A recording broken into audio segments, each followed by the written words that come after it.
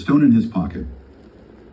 Every morning before sunrise, a young man named Michael walked through the same neighborhood park on his way to work.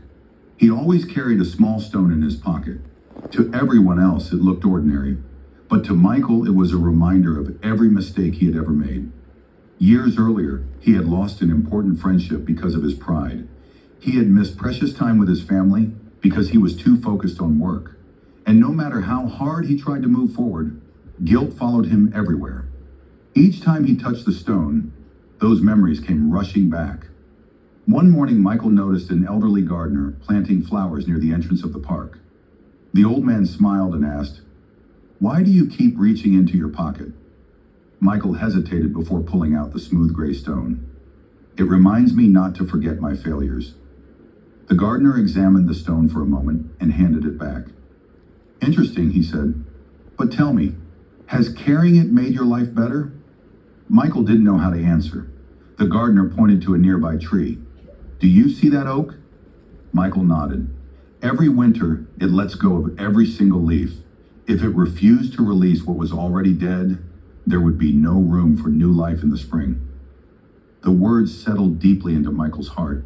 That evening, he stood beside a quiet river with the stone in his hand. For several minutes, he simply stared at it. Then he whispered a prayer. "God, I've carried this long enough. Teach me to remember the lesson without carrying the weight." With one gentle motion, he tossed the stone into the water. The ripples spread across the surface, then slowly disappeared. The next morning, Michael instinctively reached into his pocket. It was empty. For the first time in years, he smiled. His past hadn't changed. The people he had hurt hadn't disappeared, but something inside him had. Instead of replaying old regrets, he began making new choices. He apologized where he could. He forgave himself where he couldn't. He became more patient with strangers, more present with his family, more grateful for ordinary moments. Months later, Michael returned to the same park. The gardener was still there, watering bright flowers that had once been tiny seeds. "You look lighter," the old man said. "I am," Michael replied. "I finally realized that God never asked me to carry my past forever. He only asked me to learn from it."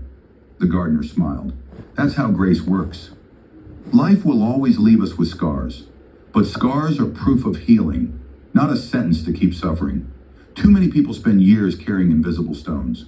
Stones of guilt, stones of fear, stones of anger, stones of disappointment. The heavier they become, the harder it is to walk toward the life God has prepared. Maybe today is your day to let one of those stones go, not because the past didn't matter, but because your future matters more. Remember this: you cannot hold on to yesterday and fully embrace tomorrow. Sometimes the greatest act of faith is trusting that once you've placed your burdens in God's hands, you don't have to pick them up again.